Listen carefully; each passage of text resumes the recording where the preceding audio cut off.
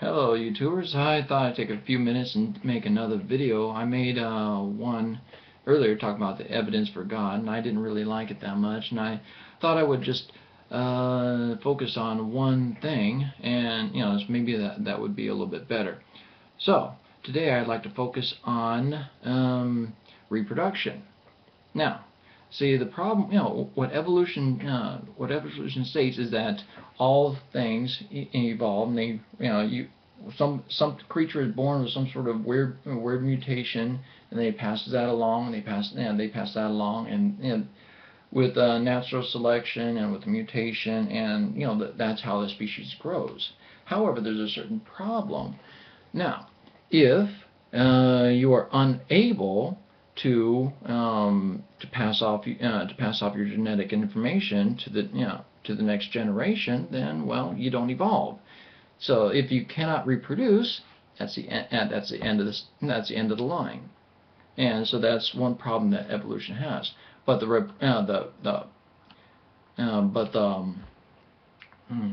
reproductive process cannot have evolved by gradually.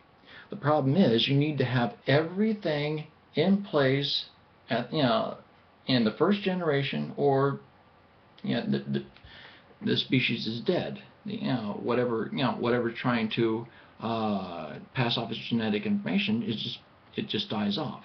And so, for example, now you would have to have you'd have to have a male and a female. Now we're talking about sexual reproduction. Now when it comes to asexual reproduction, how can you go from asexual to sexual, and why? And well, some of the problems you have with sexual reproduction are, well, you have to have a male and a female, and they have to be in the same place at the same time, and they have to be interested in each other, and they have to be able to reproduce. And also they have to be in an environment that is suitable for life. So if a man and a woman are out in the middle of a desert somewhere, there's no water, no nothing, they might be able to make a baby. He may be able to get her pregnant, but if they stay there for a long time, nobody's going to live. So both the male and the female have to be in an environment suitable for life. Now, so that is one problem with reproduction. Okay, so you have to have a man that's they have to have a male that is has all the sperm and everything ready to go, and have a way to get it into the female, and you have to have a female that has all the eggs and all the sexual reproductive organs, and you have to do that in a single generation. This cannot happen gradually. And also they have to have a desire to reproduce. I mean, they have to desire to reproduce and an ability to reproduce. And well, there are all sorts of problems, that just to get the female pregnant. Now, as for the pregnancy process itself, there are a whole bunch of problems that you have to overcome. Like I said, she has to be fertile, and the process is very complicated. It kind of reminds me of one of the Rube Goldberg comics, where to complete a simple action, there has to be all these crazy little steps. And the problem is, if you just interrupt one of those steps, you just kind of twist a certain part of that, or you just take out one small component, I mean, it doesn't work. And it's the same way with a pregnancy. Now, there are a whole bunch of things that can go wrong during a pregnancy, and any one of those problems can either kill the mother or the baby, or both. So, when I hear about that, I'm just amazed that any animals are, any people, any animals, or anything actually make it out okay. Now, So there's a video called Fearfully and Wonderfully Made over at Answers in Genesis, and Dr. David Menton talks about this process in detail. He can give you a lot more information than I can, because I'm not a biologist or anything like that. So, I know, but that is a creationist website, and you cannot trust those creationist websites, right? Well, my question, my advice to you is just talk to any doctor. Talk to any doctor about the pregnancy process. Or let's say you get married and you're expecting a child, and you just the next time you're at the doctor's office, ask them to explain everything that's going on. And like there are a whole bunch of things that are involved in that. And also when it comes to the final delivery of the baby, there are a whole bunch of things that could go wrong. Now, you take that with one species, and then okay, the chances of one certain species actually overcoming all those problems in a single generation are really high. But then you multiply that times like 1,000 or 1 million, but I'm talking about all the other different life forms out there, you've got a really, really serious problem. So that is my main idea. My main idea that like the reproduction process could not have evolved over time.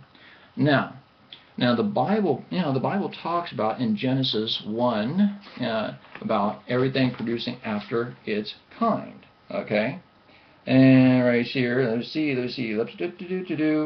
Okay, now talking about God created the whales and every living creature that moveth, and so God blessed them, saying, "Be fruitful and multiply, and fill the waters in the seas, and let the fowl and multiply in the earth." Talks about the land animals, and see. Okay, and God made the beast of the earth after his kind, and cattle after their kind, and everything that creepeth upon the earth after his kind. And God saw that it was good. Now it talked about kind.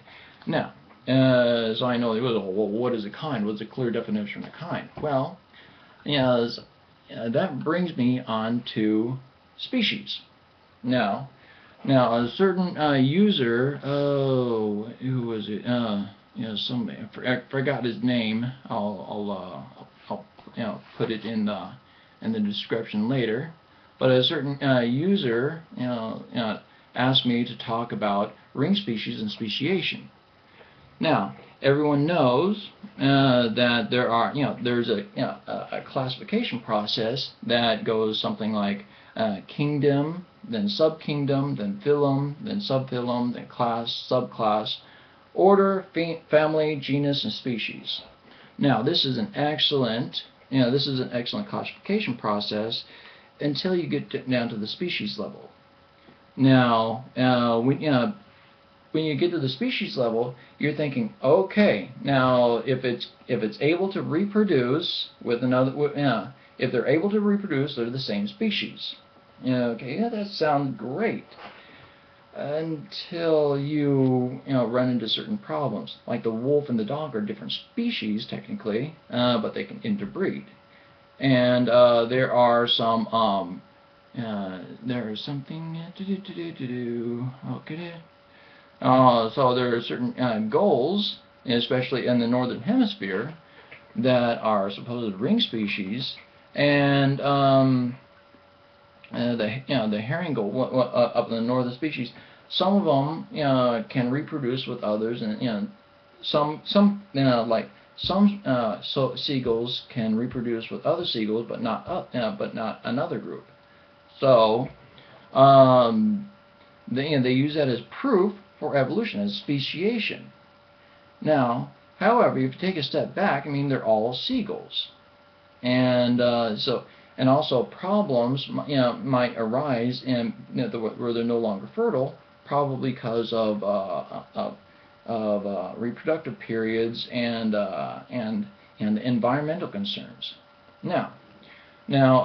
So evolutionists will treat as proof positive for evolution.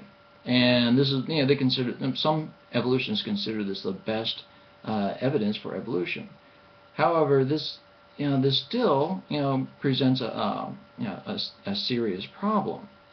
Now, for one, you cannot simply go from one species to another, and then let's say you go from one seagull to another, and then from another to another, and then later on you start reaching genetic barriers.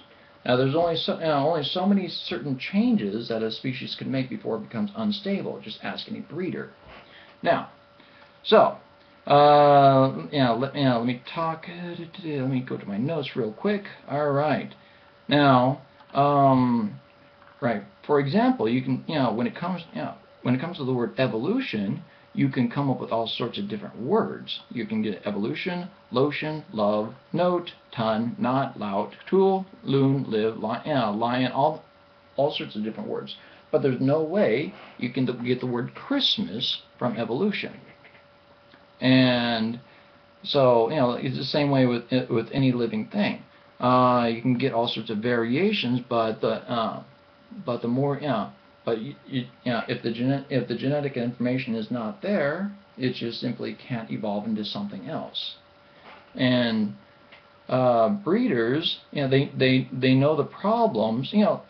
Breeders know the problems that they have with all these purebred animals. Like for dogs, have many. It's like mutts are very healthy and hardy, and they could pretty much survive anywhere. When it comes to purebred, purebred dogs have very serious problems, right? So, now that's some of my evidence against evolution. And I believe that the Bible actually gives a better explanation on the origins of animals and how they reproduced. Now, so I just thought I'd talk about that for a few minutes, and I thought I'd present that as evidence for a creation. Now, just because it's intelligently designed, it that doesn't necessarily prove that it's the God of the Bible. It doesn't necessarily prove that Jesus died on the cross for your sins. And that doesn't necessarily prove that, but it does contradict evolutionary models. Now, so also it directly contradicts atheism. When they say there is no evidence for God. No, absolutely none. Not a single bit of evidence. So, if this is not evidence, I would like you to talk about why it's not evidence, just simply not saying that it is not evidence. So, just thought I'd throw that in there, and I hope this is better than the other videos I've been making.